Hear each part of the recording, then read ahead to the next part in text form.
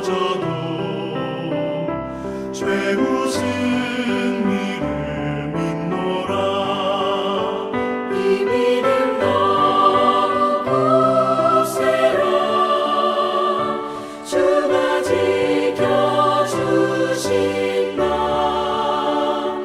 어두운 밤에도 주의 밝은 빛 인도하여 주신다.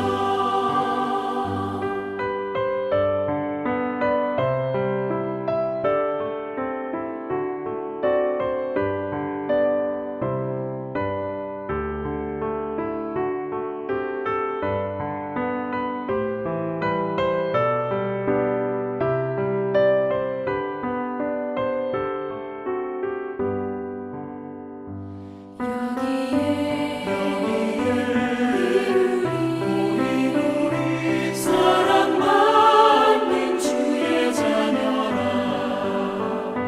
주께서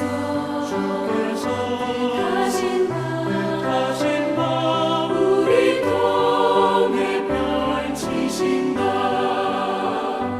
고통과 슬픔 중에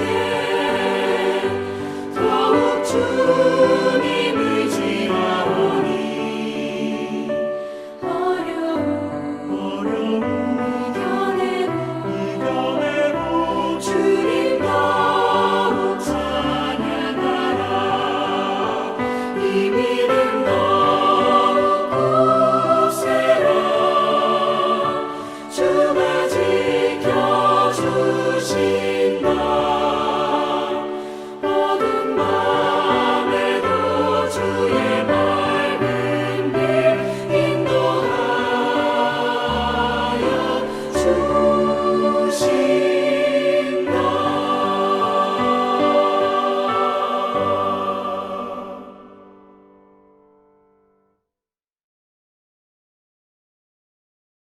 하나님의 크신 은혜와 평강이 오늘도 여러분의 삶의 자리마다 충만히 마시기를 기원합니다.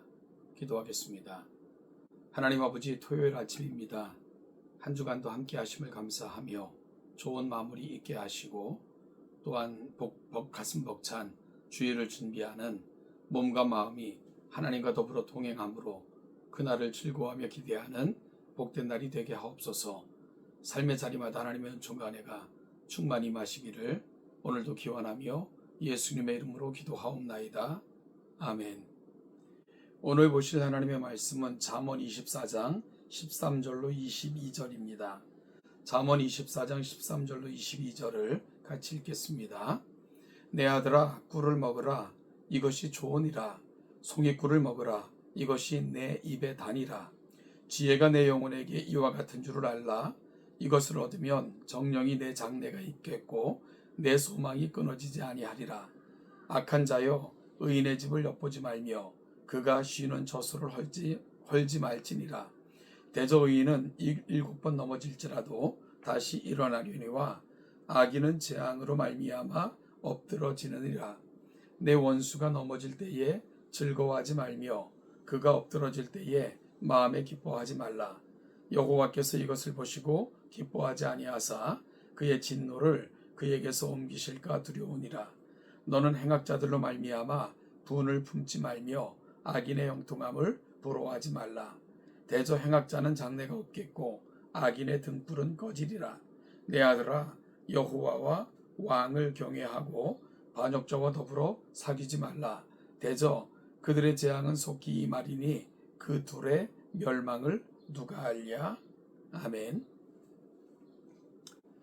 잠언을 읽고 있으면 지극히 자식을 사랑하는 아버지가 그 자녀의 미래와 인생을 위해 주는 교훈과 같다라는 느낌을 받습니다. 특별히 내 아들아 라고 시작하는 부분은 이러한 느낌을 더욱 강하게 느끼게 해줍니다. 오늘 본문도 내 아들아 라고 시작되는데 그 사랑하는 아들에게 전해주는 인생의 경륜을 담아 마음 따뜻하게 들려주는 교훈은 건강을 위해 꿀을 먹으라는 것입니다.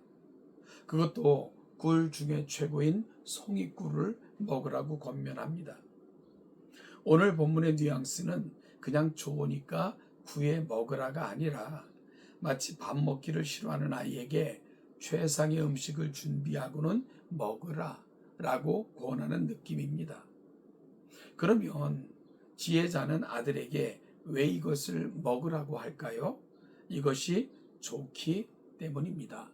즉 건강을 위해서 권면하고 있는 거고요. 그리고 이것은 달기 때문입니다.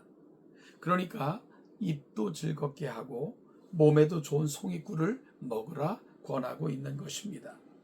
이것은 그를 튼튼하게 하고 건강한 미래를 살 수 있게 해줄 것이기 때문입니다. 그러면서 이어지는 본문 14절에서 지혜자는 이런 권면을 합니다. 지혜가 내 영혼의 이와 같은 줄을 알라. 즉 육체의 송이꿀이 달고 좋다면 영혼에는 지혜가 그렇다는 것입니다.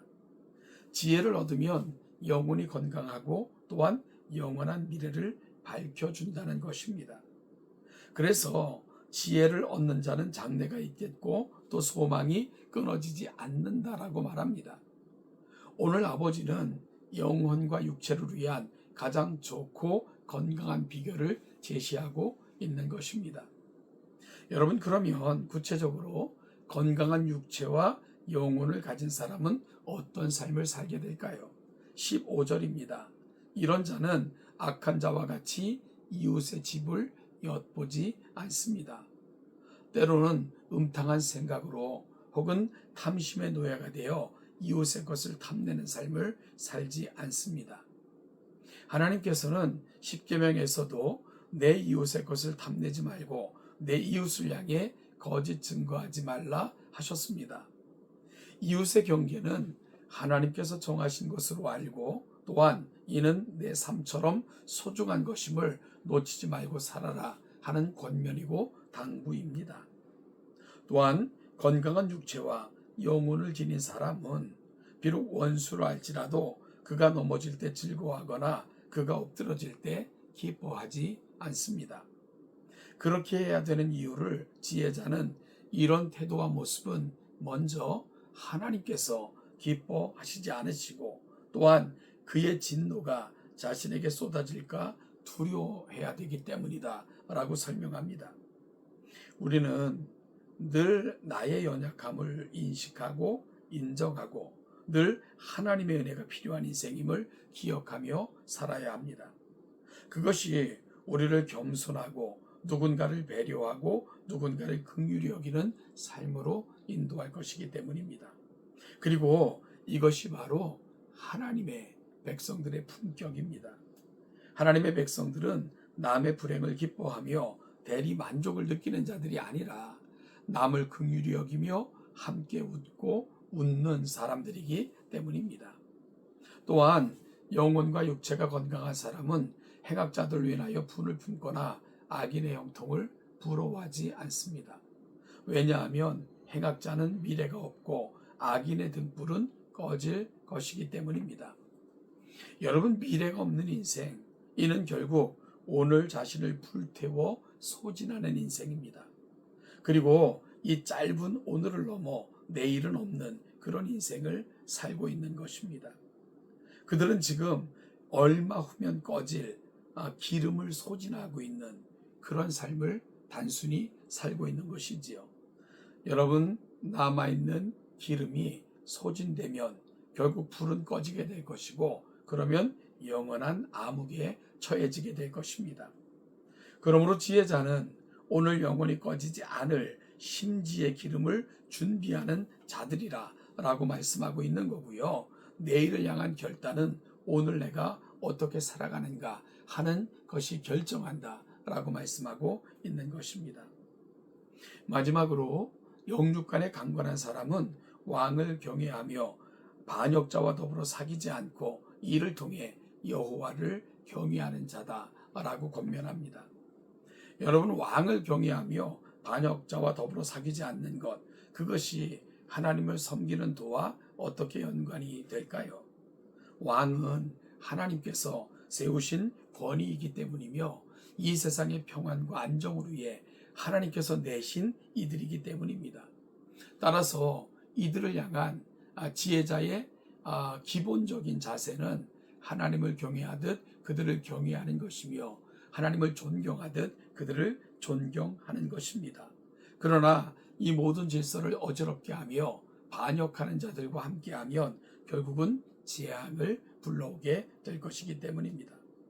이는 하나님께서 세우신 질서를 왜 우리가 존중해야 되며 그들을 위해 우리가 해야 될 가장 소중한 일은 기도해야 되는 것임을 오늘 지혜자는 말씀하고 계시고요.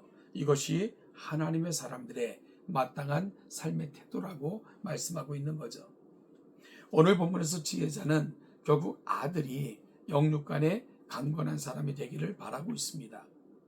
오늘 우리가 사는 삶의 자리에서 우리는 지나치게 육체의 건강만을 위하거나 혹은 영혼의 건강이라는 이유로 자신과 주변을 힘들게 하는 이들이 너무나도 많다는 것을 보며 느끼고 살아가고 있습니다.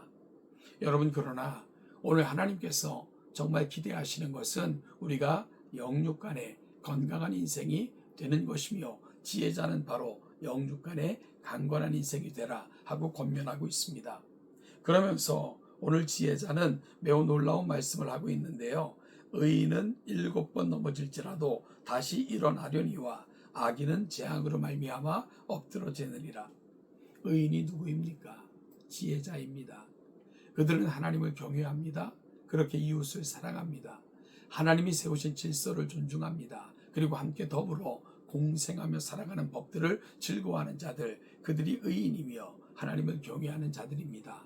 오늘 우리를 통해 우리 주변이 아름답고 하나님의 신비하고 기쁨을 경험하게 되는 일에 귀하게 사용되어지는 정말 넘어져도 함께 더불어 세워줄 자가 있는 삶을 살아내시는 우리 동천의 모든 성도들 되시기를 주님의 이름으로 축복합니다.